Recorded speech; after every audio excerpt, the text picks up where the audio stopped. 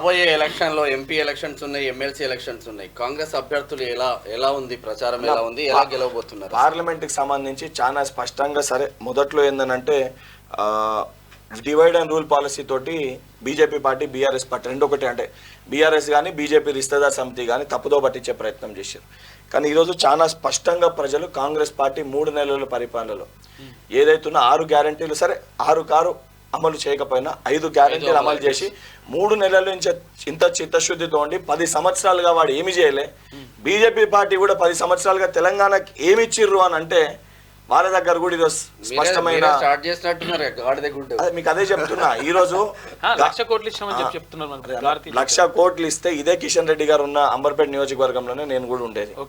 అసలు అంబర్పేటకి సంబంధించి ఒక ఫ్లైఓవర్ కడుతున్నారు, మనం కూడా వస్తే చూస్తావు చేనంబర్కి వెళ్ళి.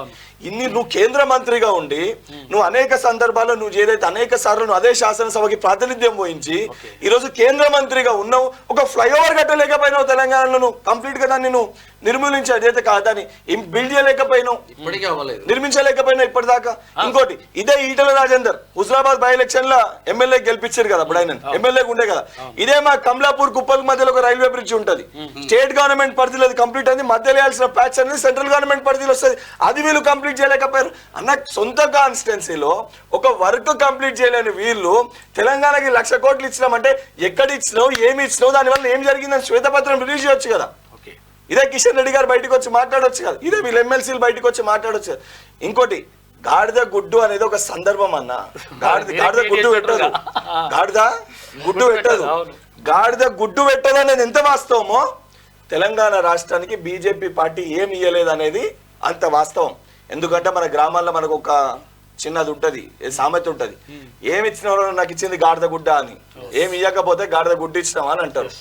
సో దాన్ని ఉద్దేశించి గాడిద గుడ్డు పెట్టదన్నది ఎంత వాస్తవమో తెలంగాణ రాష్ట్రానికి బీజేపీ పార్టీ ఏమీ ఇయ్యలేదన్నది అంత వాస్తవం. గాడిద గుడ్డు దున్నపోతు పాలు అది పెట్టుకుంటాం, దున్నపోతు పాలు వేసుకున్నాం అని చెప్పి 2 సామెతలు దాన్ని ఉద్దేశించి పెడితే నిన్న మొన్న ఎక్కడ చూసినా వాళ్ళ మమ్మల్ని ఉద్దేశించేదో వంకాయ, అరే వంకాయ తోటి వంట వండుకోవచ్చు, వంకాయ పండుతుంది 100%.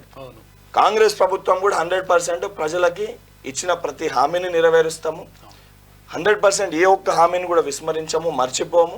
ఎక్కడన్నా ఇబ్బందులు ఉన్నా ప్రజాక్షేత్రం పోయి ప్రజలకు పోయి చెప్తాం, ఇది దీని వలన ఆలస్యం అవుతుంది. ఏదైతే రైతు రుణమాఫీ ఉంది సరే సందర్భాల పరంగా ఉన్నదాని ప్రకారం జరిగింది, ముఖ్యమంత్రి గారు నేరుగా బయటకు వచ్చి August 15 తప్పనిసరిగా చేసి తీరుతాము అని అన్నారు. ఇంకోటి ఎలక్షన్స్ టైం కూడా ఇప్పుడే బెదిరించి భయపెట్టాలని చెప్పి దాన్ని కూడా అట్లా కూడా మిస్గైడ్ చేస్తాం. అరే 5 సంవత్సరాలు మేము అధికారంలో ఉంటాం, 5 సంవత్సరాలుగా మళ్ళా ఎలక్షన్స్ ఫేస్ చేయాల్సిందే కదా.